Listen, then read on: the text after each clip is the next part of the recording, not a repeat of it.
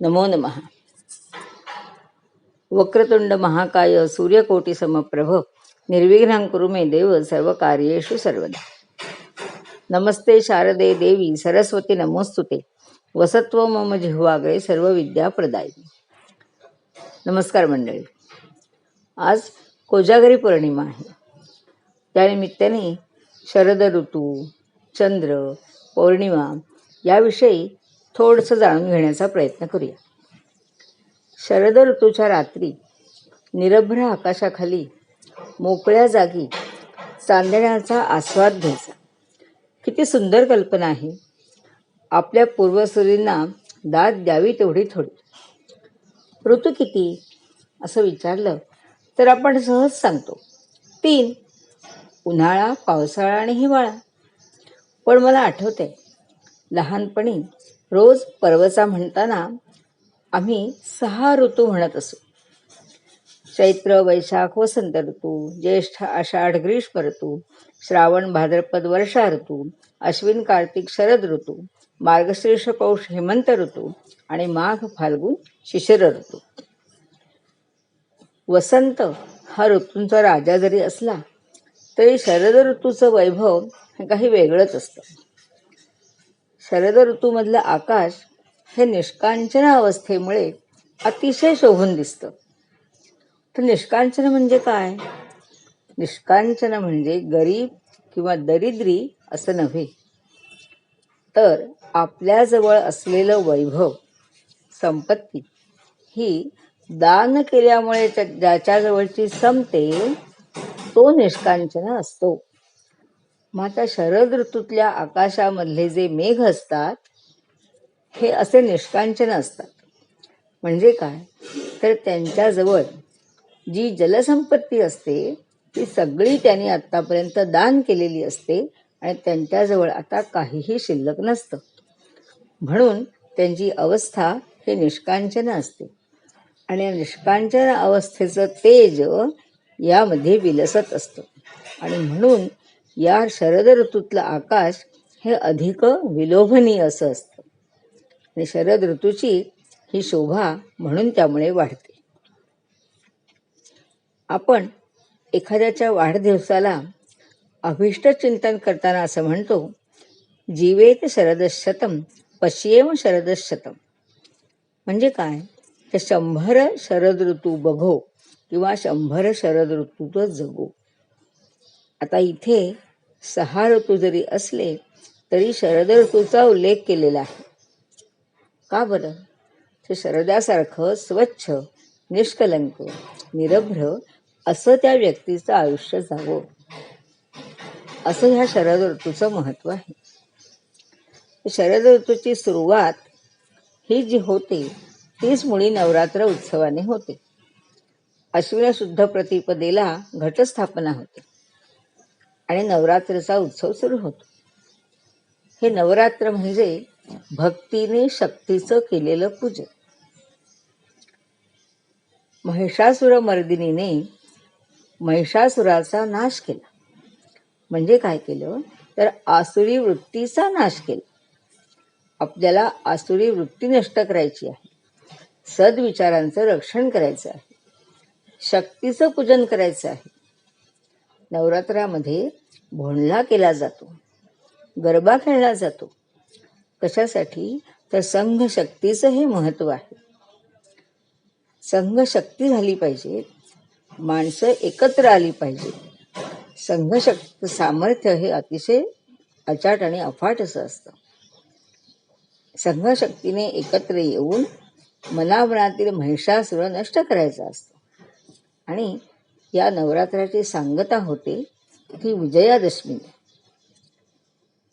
विजयादशमी म्हणजे दसरा. दसरा हे वीरतेचं वैभव आहे, शौर्याचा शृंगार आहे, पराक्रमाचं पूजन आहे.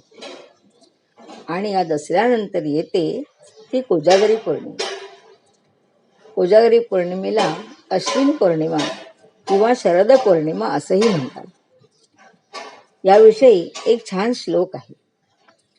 अश्विने शुक्ल पक्षे तु भवेद्या चैव पौर्णिमा तद्रात्रौ पूजनं कुर्यात श्रेयो जागृतीपूर्वकम. या रात्री लक्ष्मीचं पूजन करायचं असतं आणि जागरण करायचं असतं. का? तर या दिवशी रात्री लक्ष्मी पृथ्वीवर फिरते आणि असं विचारते, को जागृती, को जागृती, कोण जागा आहे, कोण जागा आहे. आणि असं म्हणते की तस्मै वित्तम प्रयच्छामी यो जागर्ती महीतले. या पृथ्वीवर जो जागा आहे त्याला मी वित्त देईन. आता वित्त म्हणजे आपल्याला माहिती आहे धन, पण धन म्हणजे फक्त पैशारूपी धन नव्हे, तर धन हे वेगवेगळ्या प्रकारचं असतं. लक्ष्मी वेगवेगळ्या स्वरूपामध्ये आपल्याला दिसते. सौंदर्य लक्ष्मी आहे, भावलक्ष्मी आहे, गुणलक्ष्मी आहे आणि ज्ञानलक्ष्मी सुद्धा आहे. ही लक्ष्मी जागृत माणसाला मिळते, आळशी किंवा झोपाळू माणसाला मिळत नाही. तर जागा म्हणजे कोण? जसे डोळे उघडे आहेत तो जागा, इतका सोपा अर्थ नाही आहे त्याचा. तर जागा म्हणजे अतिशय सावध. समर्थ रामदासांनी सुद्धा अखंड सावधानता सांगितलेली आहे आणि तीच सावधानता या ठिकाणी अपेक्षित आहे आणि अशा माणसाला लक्ष्मी प्राप्त होते. कोजागरी पौर्णिमेच्या दिवशी चंद्राला अधिक महत्त्व आहे. कोजागरीचा उत्सव हा जागृतीचा उत्सव आहे, वैभवाचा उत्सव आहे. या दिवशी उल्हास आहे, आनंद आहे. तर चंद्राविषयी थोडंसं जाणून घेण्याचा प्रयत्न करूया. या दिवशी चंद्र हा पृथ्वीच्या जास्तीत जास्त जवळ असतो. 16 कलांनी तो फुललेला असतो आणि म्हणून या दिवशी तो सर्वात मोठा दिसतो, अधिक आकर्षक दिसतो. चंद्र म्हणजे सुंदरता आणि शीतलता यांचा सुरेख असा संगम आहे. अंतर्बाह्य सौंदर्य चंद्राजवळ आहे. जसं प्रभू रामचंद्रांजवळ सुद्धा अंतर्बाह्य सौंदर्य होतं. ते फक्त बाह्य रूपाने सुंदर नव्हते, त्यांचं अंतरंग सुद्धा सुंदर होतं आणि म्हणून आपण त्यांना रामचंद्र असं म्हणतो. गीतेच्या 10व्या अध्यायामध्ये भगवंतांनी आपल्या मुख्य दिव्य विभूती सांगितलेल्या आहेत. त्यात ते असं म्हणतात, नक्षत्राणाम अहं शशी. नक्षत्रांमध्ये चंद्र मीच आहे. सूर्याकडे सुद्धा तेज आहे, पण सूर्याचं तेज इतकं प्रखर असतं की आपण ते सहज बघू शकत नाही. पण चंद्रदर्शन मात्र आपण सहज करू शकतो. आपण कितीही वेळ चंद्राकडे सहज बघू शकतो. त्याचं दर्शन हे आल्हाददायक असतं. असं म्हणतात की संतप्त माणूस म्हणजे रागीट माणूस जर पौर्णिमेच्या चांदण्यात बसला, त्या चांदण्यात फिरला, तर त्याचं मन शांत होतं. त्याचा क्रोध, राग जो आहे हा कमी कमी होतो. तो माणूस शांत व्हायला लागतो. कारण चंद्रप्रकाश हा शांत आहे, शीतल आहे. इतकंच नाही तर तो उपयोगी सुद्धा आहे, उपकारक आहे. शेतातील धान्य जे असतं ते धान्य अनेक औषधी गुणांनी पुष्ट होतं, ते चंद्राच्या प्रकाशामुळे. गीतेमध्ये असाही एक श्लोक आहे की पुष्णामी चौषधी सर्वात सोमो भूत्वा रसात्मकः. भगवान असं म्हणतात की चंद्राच्या ठिकाणी मी रसरूप होतो आणि पृथ्वीमध्ये प्रवेश करून वनस्पतींचं पोषण करतो. त्यामुळे या वनस्पती पुष्ट होतात. आणखी या दिवशी एक असा विशेष सांगितलेला आहे की या दिवशी ज्येष्ठापत्य निरांजन करतात. म्हणजे आपलं जे ज्येष्ठ अपत्य असतं, ते मुलगा असेल किंवा मुलगी असेल, त्याला त्या दिवशी औक्षण करावं. या दिवसाला नवान्न पौर्णिमा असंही म्हणतात. शेतामध्ये नवीन धान्य जे तयार होतं त्या धान्याचा आनंद सोहळा साजरा करायचा असतो. सुगीचे दिवस असतात. शेतकरी राजा अतिशय प्रसन्न झालेला असतो आणि लेझिमच्या तालावर तो गाणी गात नाचतो. तुम्हाला कविता आठवली असेल बघा. दिवस सुगीचे सुरू जाहले, ओला चारा बैल माजले, शेतकरी मन प्रफुल्ल झाले, छन खळखळ छन ढुमढुम पटढुम लेझिम चाले जोरात. असं नाचत गात शेतकरी राजा आपल्या शेतामध्ये हा उत्सव साजरा करत असतो. नवीन धान्याचे पोहे, दूध, साखर, काकडी, टरबूज, खरबूज हे सगळं पांढरं असतं आणि हे चंद्राच्या प्रकाशात ठेवायचं आणि मग त्याचा आस्वाद घ्यायचा. म्हणजे हे पदार्थ अधिक पुष्ट होतात आणि आपल्यालाही पुष्ट करतात. हा उत्सव जो आहे हा धवल रंगाचा उत्सव आहे, म्हणून पांढऱ्या रंगाला या दिवशी जास्त महत्व असतं. आणखीन एक विशेष सांगू. कृष्णाने जी रासलीला केली होती ना, ती याच दिवशी केलेली होती. आपला आनंद व्यक्त करण्याचा दिवस आहे हा आणि या आनंदामध्ये इतरांना सामावून घ्यायचं आहे. हे सगळं करत असताना आपलं मन मात्र अतिशय शुद्ध हवं, अंतःकरण निर्मळ हवं. मनाशी संबंध का, तर चंद्र हा मनाचा कारक आहे. प्रेमी जन शरद ऋतूमध्ये चंद्राला साक्षी ठेवून आपल्याला प्रेमाची एकमेकांना साथ घालतात असतात. शारद सुंदर चंदेरी राती, चंद्र आहे साक्षीला, उगवला चंद्र पुनवेचा, अशी बरीच गाणी या चंद्राविषयी आहेत. पौर्णिमेचा चंद्र हा पूर्ण गोल असतो. पूर्णत्वाला पोचण्याची त्याला ओढ लागलेली असते. याच्याकडून आपण काय शिकायचं, तर आपण कोणतंही हाती घेतलेलं काम हे पूर्णत्वाला न्यायचं असतं. ह्या चंद्राची आपल्याला बालपणापासून ओळख झालेली असते. अंगाई गीतं, बालगीतं, बडबड गीतं, प्रेमगीतं ही सगळी चंद्राविषयी आपल्याला ऐकलेली असतात. चंद्र हा समस्त स्त्रीवर्गाचा भाऊ आहे. ज्या स्त्रीला बहीण नसते ना, ती भाऊबीजेच्या दिवशी चंद्राला ओवाळते. लहान मुलांचा तो लाडका चांदमामा आहे. मोठ्यांचा सोबती आहे, सखा आहे, सवंगडी आहे. आता प्रश्न असा पडतो की हा चंद्र आला कुठून? हा चंद्र आला समुद्र मंथनातून. लक्ष्मी कौस्तुभ पारिजातक सुरा धन्वंतरी चंद्रमा. चंद्र हे समुद्र मंथनातून आलेलं 6वं रत्न आहे. लक्ष्मी ही सुद्धा समुद्र मंथनातून आलेली आहे. जे लक्ष्मी आणि चंद्र हे सहोदर आहेत, म्हणजे ते बहीण भाऊ आहेत. त्यामुळे या दोघांचा विशेष काय, तर लक्ष्मी जशी चंचल आहे, त्या चंद्र हा सुद्धा चंचल आहे. चंद्र हा 12 राशींपैकी प्रत्येक राशीमध्ये फक्त 2.25 दिवस राहतो. हे त्याचं आणखीन एक विशेष आहे सांगितले. जन्माच्या वेळी चंद्र ज्या राशीत असतो ती आपली रास असते, असं खगोलशास्त्रामध्ये सांगितलेलं आहे. चंद्र हा अति वेगाने भ्रमण करतो. त्याच्या रथाचं वाहन हरिण आहे. चंद्र हा जलाशयाचा स्वामी आहे. पौर्णिमेच्या दिवशी चंद्र पूर्णत्वाला पोचतो. चंद्र हा सागराचा पिता, चंद्र हा सागराचा पुत्र आणि आपला पुत्र पूर्णत्वाला पोचलेला पाहून ह्या पित्याला म्हणजे सागराला अतिशय आनंद होतो आणि तो आनंदाने उचंबळायला लागतो आणि आपण म्हणतो लाटा आल्या समुद्रात, समुद्राला भरती आली. ही पिता पुत्रांच्या भेटीची ही ओढ आहे. चंद्रप्रकाशाचा नेत्रांवर म्हणजे डोळ्यांवर विशेष असा प्रभाव पडतो. कोजागिरीच्या दिवशी चांदण्यामध्ये सुई जो कोणी दोरा दाखवतो त्याची दृष्टी चांगली आहे असं समजलं जातं. चंद्राकडे आपण जर वारंवार बघितलं किंवा चंद्राकडे बघत जास्त वेळ बसलं तर आपली दृष्टी तीक्ष्ण होते असं मानलं जातं.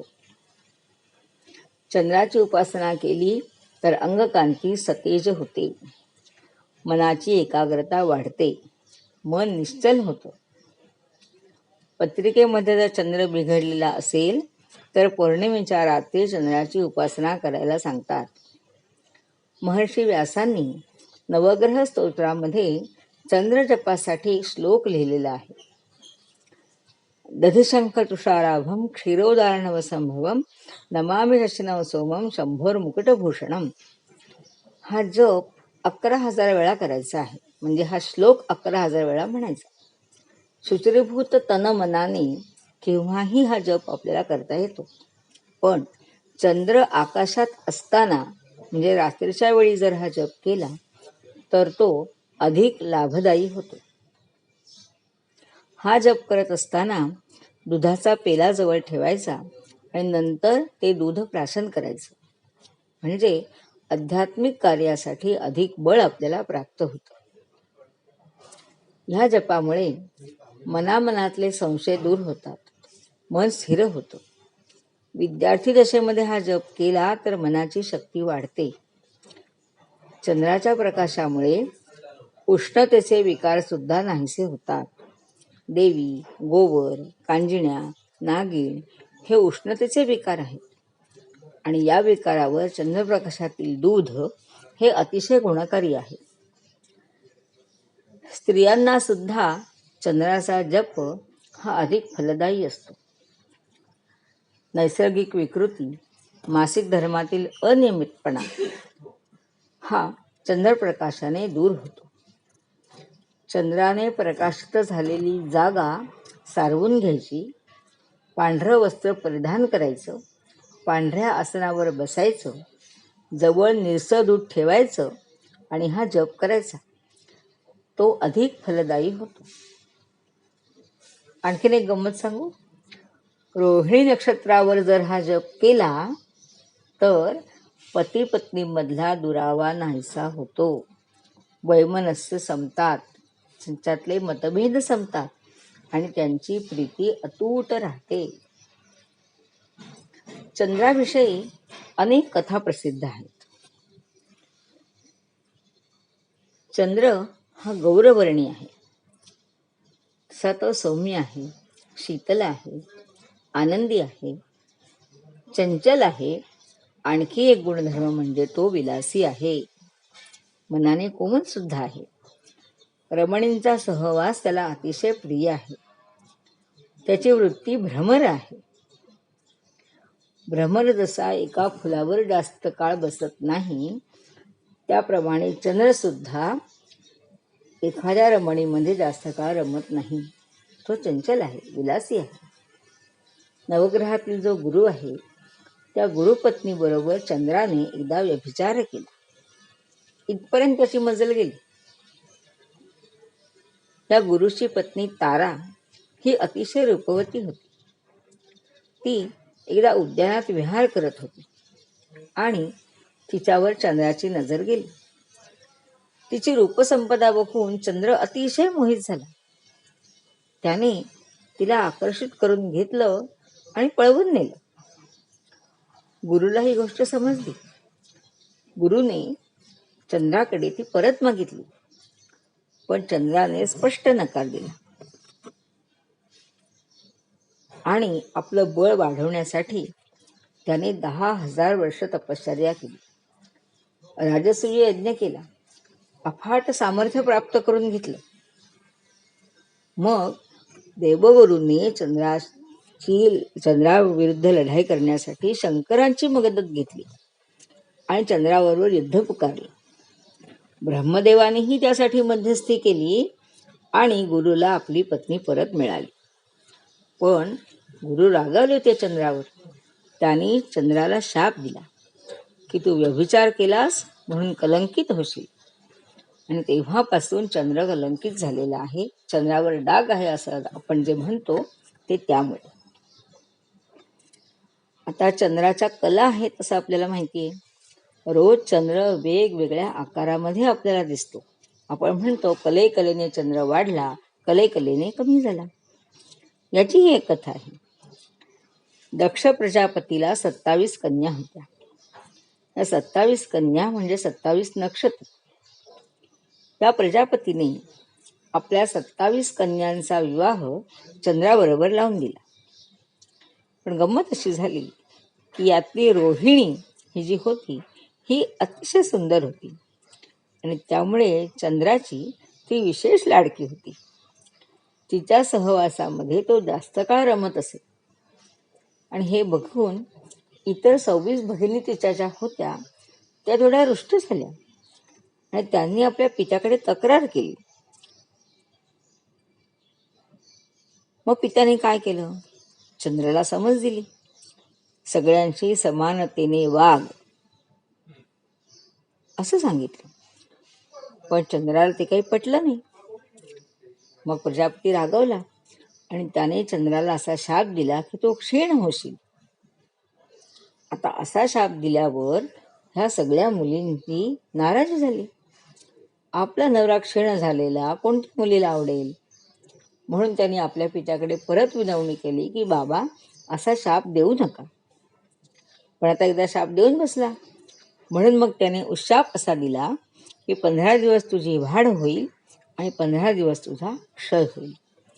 तेव्हापासून चंद्र हा शुक्ल पक्षात कलेकलेने वाढतो आणि कृष्ण पक्षामध्ये कलेकलेने कमी होतो. चंद्र म्हटला की आपल्याला आठवतं ते चंद्रग्रहण. ह्याची पण एक गोष्ट आहे. समुद्र मंथन मगाशी मी सांगितलं आपल्याला की समुद्र मंथनातून चंद्र आला. समुद्र मंथनातून 14 रत्न बाहेर आले. तिला एक जसा चंद्र तसं समुद्र मंथनातून अमृत सुद्धा आलं. आता हे अमृत जर प्राशन केलं तर जरा मरणातून सुटका होईल, म्हणजे म्हातारपणही येणार नाही आणि मरणही येणार नाही. असं कळल्यामुळे देव आणि दानव यांच्यात भांडण लागलं. दोघांनाही अमृत हवं होतं. आता अमृत द्यायचं कोणाला? मग भगवान विष्णूंनी युक्ती केली. त्यांनी मोहिनी रूप धारण केलं आणि देवांना अमृत द्यायचं असं ठरवलं. दानवांना सुरा पाजली. पण ही विष्णूंची युक्ती राहू जो ग्रह आहे त्याच्या लक्षात आली. त्याला आपल्यालाही अमृत हवं असं वाटलं, म्हणून त्यांनी काय केलं? वेश पालटून तो देवांच्या रांगेत जाऊन बसला. पण हे चंद्राने बरोबर ओळखलं आणि विष्णू त्यावेळी देवांना अमृत पाजत होते. त्यावेळी चंद्राने खूण करून त्यांना ही गोष्ट सांगितली. विष्णूंना राग आला. त्यांनी आपल्या सुदर्शन चक्राने राहूचं शिर धडा वेगळं केलं. पण एवढं होईपर्यंत त्याच्या ओठातपर्यंत अमृत गेलेलं होतं. ते गळ्यातून खाली गेलेलं नव्हतं. त्यामुळे झालं काय? त्याचं शिर जे आहे हे अमर राहिलं आणि खालचा भाग जो आहे हा नष्ट झाला. आणि तेव्हापासून हा राहू सतत फिरत असतो, त्याला मृत्यू नाही. पण चंद्राने हा काव्यवासपणा ओळखला म्हणून चंद्र हा त्याचा वैरी झाला आणि तो त्याला ग्रासत असतो आणि आपण म्हणतो चंद्राला ग्रहण लागलं. असा हा चंद्र आणि अशा ह्या त्याच्या कथा. साहित्याचा विचार केला ना तर आपल्या साहित्यामध्ये सुद्धा चंद्राचा गौरव केलेला आपल्याला दिसतो. रमणीच्या मुखाला चंद्राची उपमा देतात. संस्कृत, मराठी, हिंदी सर्व भाषांमध्ये कवींना चंद्राची स्तुती करण्याचा मोह अनावर झालेला आहे. बडबड गीतं, बालगीतं, अंगाई गीतं, प्रेमगीतं, भावगीतं, द्वंद्वगीतं, नाट्यगीतं किती ठिकाणी आपल्याला चंद्र आढळतो. ह्या सगळ्यामध्ये चंद्राची स्तुती केलेली आपल्याला दिसते. शिवाच्या जटेमध्ये सुद्धा चंद्राला स्थान आहे. चंद्र विकासी कमळ आहेत. वेदवाङ्मयामध्ये सुद्धा चंद्र आहे.